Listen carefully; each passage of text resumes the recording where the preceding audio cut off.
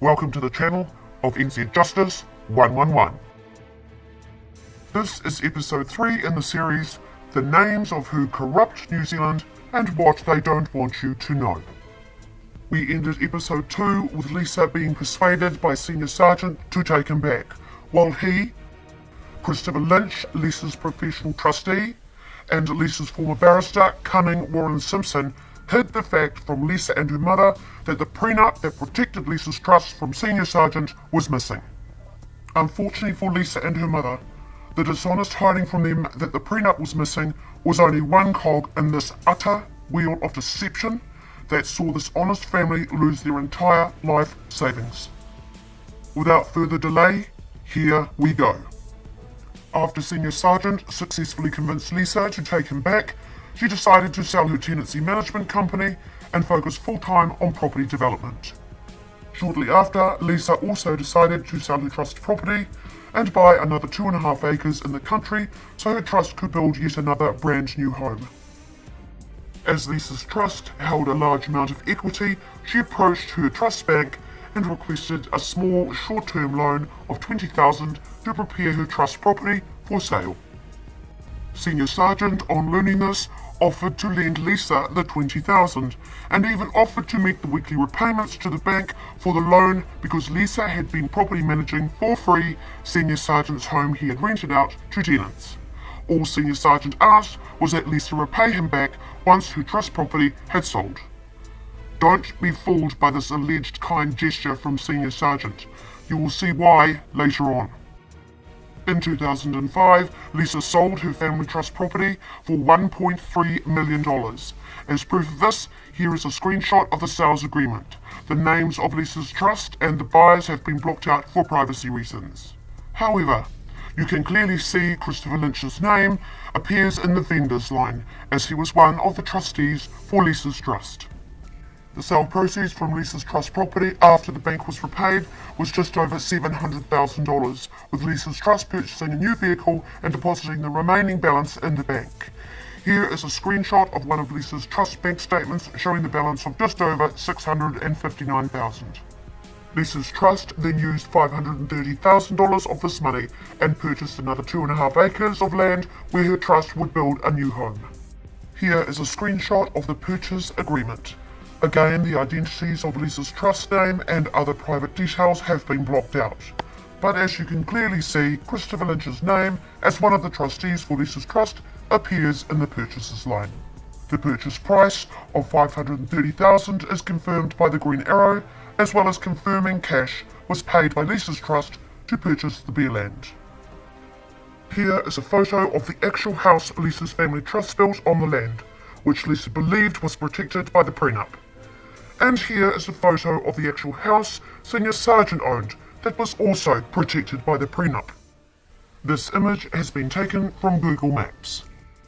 One only needs to see these two houses to realise who would greatly financially benefit under a property relationship claim if the prenup was to remain permanently lost. In June of 2005, after Lisa had sold her trust property, and while she was organising the building of a new home on the land her trust had just purchased, Lisa and her son from her previous relationship, Senior Sergeant and the couple's young daughter, who had just turned 2, moved into rental accommodation.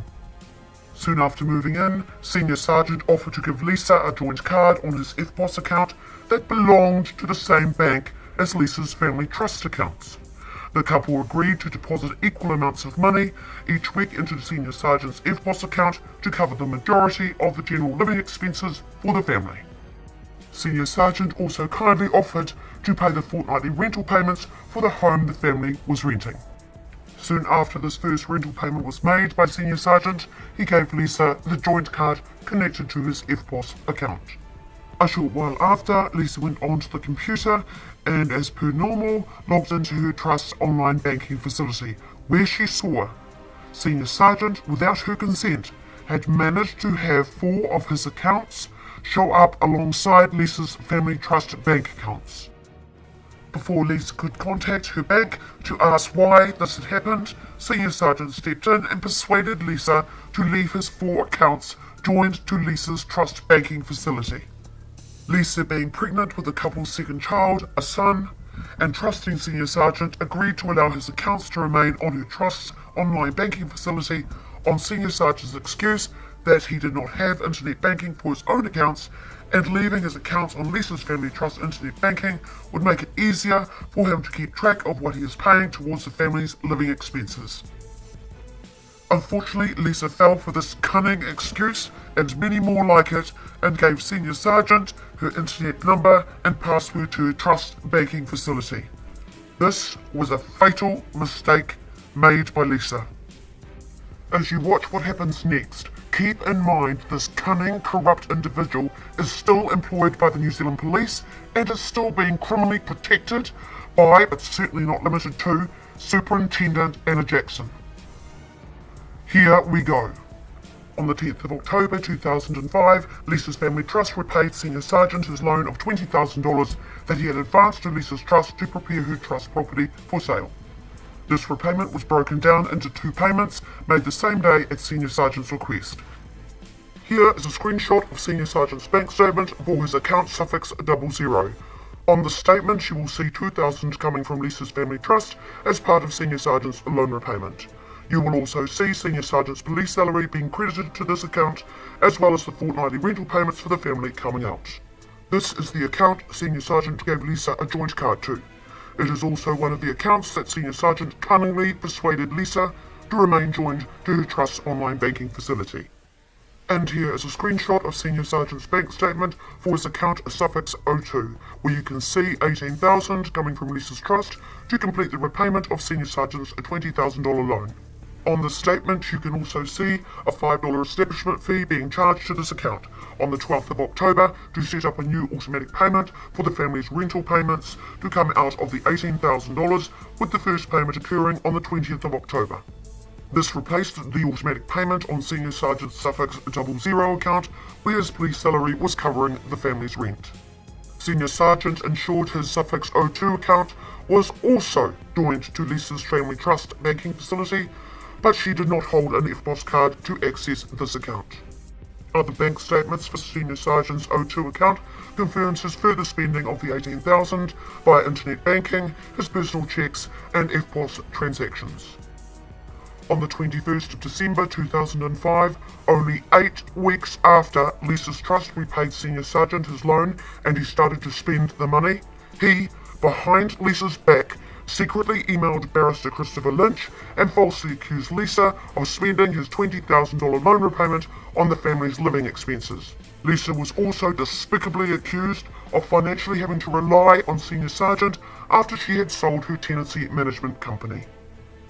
Here is a screenshot of the part in Senior Sergeant's email to Lisa's professional trustee, Barrister Christopher Lynch, where Senior Sergeant is recording gross lies about Lisa behind her back. Notice Senior Sergeant's email cunningly records in inverted commas "our" when referring to the new land Lisa's trust had just purchased. Senior Sergeant later went on to go and commit countless acts of dishonesty, deception, and perjury against Lisa and her mother during a High Court trial. One despicable act of Senior Sergeant's was to falsely claim that Lisa had persuaded him to allow his accounts to be joined to her trust's internet banking facility, and that Lisa, behind Senior Sergeant's back, had deposited his $20,000 loan repayment into his account and spent it all without his knowledge, using her trust's online banking facility.